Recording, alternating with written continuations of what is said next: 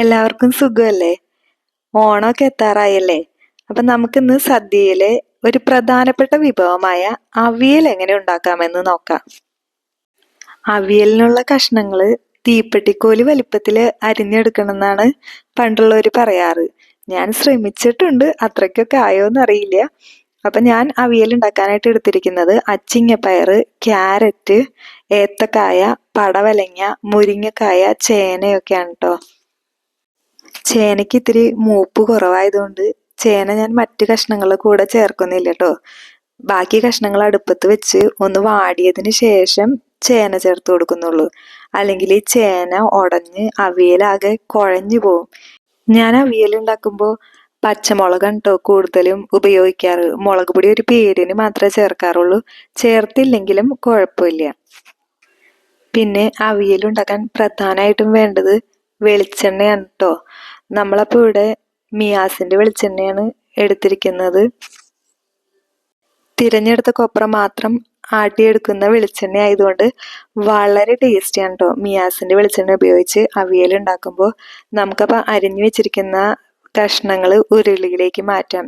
എന്നിട്ട് ആവശ്യത്തിന് ഉപ്പും മഞ്ഞൾപ്പൊടിയും കുറച്ച് മുളക് പൊടിയും പിന്നെ വെളിച്ചെണ്ണയും ചേർത്ത് നന്നായിട്ട് മിക്സ് ചെയ്ത് ഒരു 10-15 മിനിറ്റ് അങ്ങനെ റെസ്റ്റ് ചെയ്യാൻ വെക്കാം. അതായിരിക്കും കൂടുതലും ടേസ്റ്റി ആവുക അവിയൽ.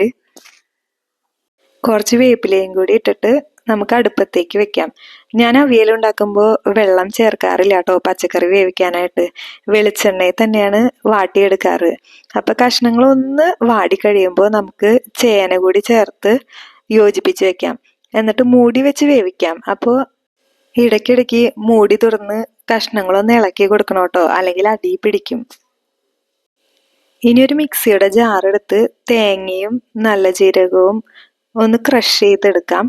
അപ്പോൾ നമ്മുടെ കഷ്ണങ്ങൾ പാകത്തിന് വെന്ത് കഴിയുമ്പോൾ പുളിക്കായിട്ട് ഞാനിവിടെ വാളംപുളി പിഴിഞ്ഞതാണ് ചേർത്ത് കൊടുക്കുന്നത്. ചിലർ തൈര് ചേർത്ത് കൊടുക്കും. അങ്ങനെ ഓരോരുത്തരുടെ ഇഷ്ടം. അപ്പം എനിക്ക് പുളി പിഴിയുന്നതാണ് ഇഷ്ടം. എന്നിട്ട് ഒന്ന് മിക്സ് ചെയ്തിട്ട് നമ്മൾ ആ ക്രഷ് ചെയ്ത് വെച്ചിരിക്കുന്ന തേങ്ങയും കൂടി ചേർത്ത് നന്നായി മിക്സ് ചെയ്ത് മൂടി വെച്ച് ഒന്നും കൂടി അരപ്പൊന്ന് വേവിച്ചെടുക്കാം.